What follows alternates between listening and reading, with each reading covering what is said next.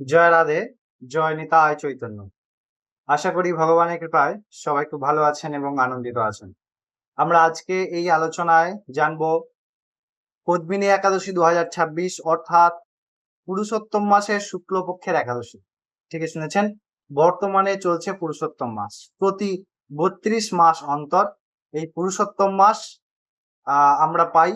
যদিও স্মার্ত মতে এই মাসটিকে মলমাস বা অশুভ মাস বলে চিহ্নিত করা হয়, কিন্তু বৈদিক মত অনুযায়ী বা বিশুদ্ধ সিদ্ধান্ত অনুযায়ী এটিকে পুরুষোত্তম মাস বলা হয়, কারণ ভগবান নৃসিংহদেব সাক্ষাৎ এই মাসের অধিপতি এবং সৃষ্টিকর্তা।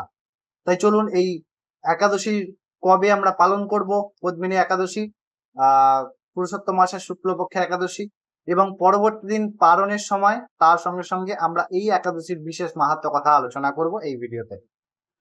প্রথমে বলে রাখি যে 27 তারিখ, ক্ষমা করবেন, হ্যাঁ 27 তারিখ অর্থাৎ 27শে মে বুধবার ভারত এবং বাংলাদেশে এই একাদশীর ব্রত পালন করা হবে, পুরুষোত্তম মাসের শুক্লপক্ষের একাদশী অর্থাৎ পদ্মিনী একাদশী। যারা পুত্র সন্তান লাভ করতে চান, কর্ম বিপাকে প্রারব্ধ ফলবশত পুত্র সন্তান লাভ করার সামর্থ্য পান নাই, তারাও এই ব্রতের দ্বারা, এই একাদশী ব্রতের দ্বারা আপনারা পুত্র সন্তান লাভ করতে পারবেন। চলুন আমরা বিস্তারিত জানবো। প্রথমেই বলে রাখি, এই পুরুষোত্তম মাস বিশেষ মাস এবং এইটিকে অধিমাসও বলা হয়। এই অধিমাসে আপনারা যত বেশি ভালো কাজ করবেন তার অধিক পরিমাণ ফল লাভ করবেন, কারণ ভগবান নৃসিংহদেব সাক্ষাৎ এই মাসের অধিকর্তা এবং সৃষ্টিকর্তা। এবং সর্বোপরি আপনারা এই মাসে সমস্ত প্রকার শুভকর্ম বেশি বেশি করে করবেন। সমস্ত প্রকার শুভকর্ম বিশেষভাবে সিদ্ধান্ত যুক্ত। এবার আমরা পরবর্তী দিন অর্থাৎ 28 তারিখে এই একাদশীর যে পারণের সময়, সেই পারণের সময়টি আপনাদেরকে জানিয়ে দিই। 28 তারিখ অর্থাৎ 28শে মে ভারতে এই যে পারণ, পশ্চিমবঙ্গে সময় হচ্ছে সকাল 4:52 থেকে সকাল 7:59 পর্যন্ত। বাংলাদেশে এই সময় হচ্ছে সকাল 5:17 থেকে সকাল 8:29 পর্যন্ত। আশা করি এই সম্পূর্ণ বিষয়টি আপনারা বুঝতে পারলেন। চলুন এবার মাহাত্ম্য কথার মধ্যে প্রবেশ করা যাক। এই পুরুষোত্তম মাসের শুক্লপক্ষের একাদশী পদ্মিনী একাদশী, ইহার কথা যুধিষ্ঠির মহারাজ ভগবান শ্রীকৃষ্ণচন্দ্রকে জিজ্ঞাসা করেছিলেন যে, হে ভগবান, এই যে পুরুষোত্তম মাস, আপনি আমায় অনেক একাদশী সম্পর্কে বর্ণনা করেছেন, অনেক ব্রত সম্পর্কে বর্ণনা করেছেন। বর্তমানে আমি এই পুরুষোত্তম মাসের শুক্লপক্ষের একাদশী, তাহার নাম এবং মাহাত্ম্য সম্পর্কে জানতে অধীর আগ্রহযুক্ত। তাই আপনি কৃপাপূর্বক আমাকে এই একাদশীর কথা বলুন। ভগবান শ্রীকৃষ্ণচন্দ্র যুধিষ্ঠির মহারাজকে বলছেন, আমি অত্যন্ত প্রসন্ন হয়েছি আপনার এই প্রশ্নে, যে আপনি এই একাদশীর মাহাত্ম্যের কথা শুনতে চেয়েছেন। এর পূর্বে পুলস্ত্য মুনি নারদ মুনিকে এই একাদশীর মাহাত্ম্য কথা বর্ণনা করেছেন। যিনি এই মাস ভগবত চর্চা, বিভিন্ন তীর্থ ভ্রমণ এবং সৎকার্য করেন, তিনি অধিক রূপে ফল প্রাপ্ত করেন। এবং এই পুরুষোত্তম মাসের এই একাদশী বিশেষ মাহাত্ম্যময়। আমি আপনাকে সেই যে কথা যা পুলস্ত্য মুনি নারদ মুনিকে বলেছিলেন, সেই প্রসঙ্গে আপনাকে বলবো। ভগবান কৃষ্ণ বলছেন যে এক সময় রাজা কার্তবীর্য নামে এক রাজা ছিলেন, যিনি লঙ্কাধিপতি রাবণকেও পরাজিত করেছিলেন এবং বন্দী করেছিলেন। পুলস্ত্য মুনির কথাতে তিনি রাবণকে মুক্ত করেছিলেন। এর যে প্রতিরূপ নারদ মুনি জিজ্ঞাসা করেছিলেন যে, যেখানে রাবণকে সমস্ত দেবতাগণ পরাজিত করতে অক্ষম, সেখানে কার্তবীর্য কিভাবে রাবণকে পরাজিত করলেন এবং বদ্ধ করলেন, বাঁধলেন? এর উত্তরে তিনি সম্পূর্ণ প্রসঙ্গটি বলছেন, যে কিভাবে এই বিরাট যে অসম্ভব সম্ভব তাহা কিভাবে হলো। বলছেন যে পুরাকালে হৈহয় নামে এক বংশে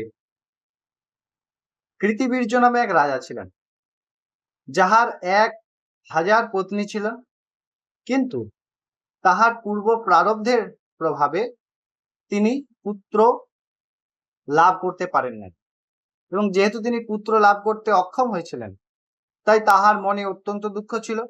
কিন্তু প্রত্যেককেই তার কর্মের ফল ভোগ করতে হয়, তাহা সৎ হোক অথবা অসৎ।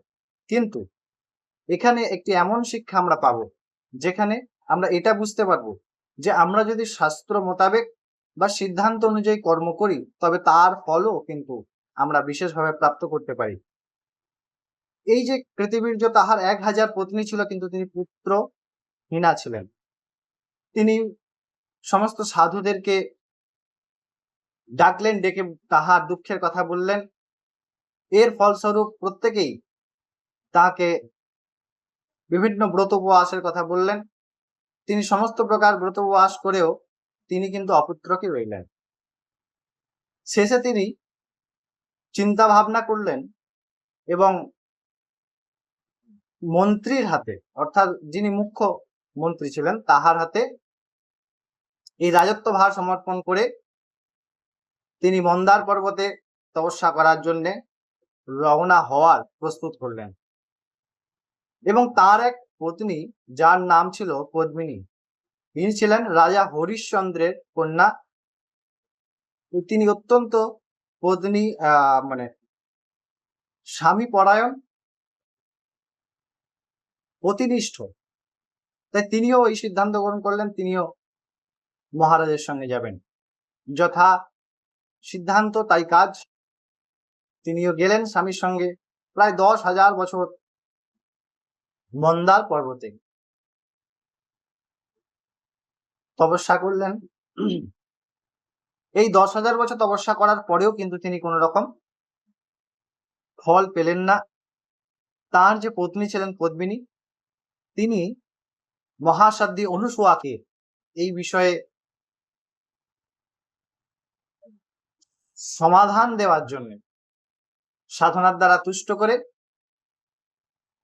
ছিলেন, এবং তাহাকে বললেন যে আমার স্বামী 10,000 বছর ধরে তপস্যা করেছেন, তবু পুত্র, আমাদের পরবর্তী বংশের যিনি রক্ষক, সেরকম পুত্র প্রাপ্তি করতে পারছে না। এবং অনুসূয়া অত্যন্ত প্রসন্নতা পূর্বক তাহার সাধনায় তাকে একটি সুন্দর উপদেশ করলেন। কি উপদেশ? না, বললেন যে এই যে 32 মাস অন্তর যে পুরুষোত্তম মাস আসে, সেই পুরুষোত্তম মাসে 2টি একাদশী আসে। একটি হচ্ছে পদ্মিনী একাদশী, আর একটি হচ্ছে পরমা একাদশী। যদি কোনো বিশুদ্ধ ভক্ত, কোনো ভক্ত শুদ্ধ মনে শুদ্ধ ভাবে এই একাদশী পালন করেন, তবে নিশ্চিন্তে তিনি ভগবানের অত্যন্ত কৃপা লাভ করেন, এবং তাহার কৃপায় অসাধ্য সাধন হতে পারে। ভগবানের কৃপা যখন হয় তখন অসাধ্য, কারণ ভগবান কর্তুম অকর্তুম অন্যথা কর্তুম, যাহা কোনোদিন সিদ্ধান্ত হয় না, যাহা অসম্ভব, তাও ভগবান দিতে পারেন। তাই সেই অনুসূয়ার কথা অনুযায়ী পত্নী পদ্মিনী এই পদ্মিনী একাদশী যেহেতু তিনি করেছিলেন, এবং এই একাদশী করে তিনি তাহার ফল তার স্বামীকে প্রদান করেছিলেন। এর ফলে এই একাদশী করার পর ভগবান গরুড়ধ্বজে সাক্ষাৎ প্রকট হয়েছিলেন এবং ভগবানের দিব্য স্তুতি করেছিলেন, এবং বর স্বরূপ তিনি এমন পুত্র চেয়েছিলেন যাকে কেউ পরাজিত না করতে পারে, এবং তিনি ধার্মিক হবেন। তখন সেই কৃতিবীর্য এবং পদ্মিনীর গর্ভে তাহাদের পুত্র স্বরূপে কার্তবীর্য পরম বলশালী জন্মগ্রহণ করেছিলেন, এবং ভগবান এই বর দিয়ে তিনি আবার পুনরায় ফিরে গিয়েছিলেন। সুতরাং আমরা যদি কেউ এই ব্রত শুদ্ধভাবে পালন করি, তাহলে আমাদের মনস্কামনা পূর্ণ হবে। যদি আমাদের কোনো মনস্কামনা না থাকে, অর্থাৎ শাস্ত্রের সর্ব উৎকৃষ্ট যে পদ্ধতি বা সিদ্ধান্ত, সেই অনুযায়ী আমরা কেউ চলি, তাহলে কি হবে না, তাহলে যেটা হবে সেটা হচ্ছে আমরা ভগবানকে পেতে পারবো। যদি ভগবানে সমর্পিত করি, তবে আমরা ভগবানকে পেতে পারবো। আমাদের ইন্দ্রিয় সংযত হবে।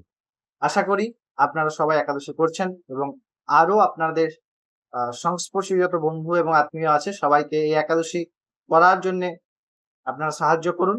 নিশ্চিতভাবে ভগবান অনেক কৃপা করবেন, সবার কল্যাণ সম্ভব হবে। সবাই খুব ভালো থাকবেন, আনন্দে থাকবেন। জয় রাধে।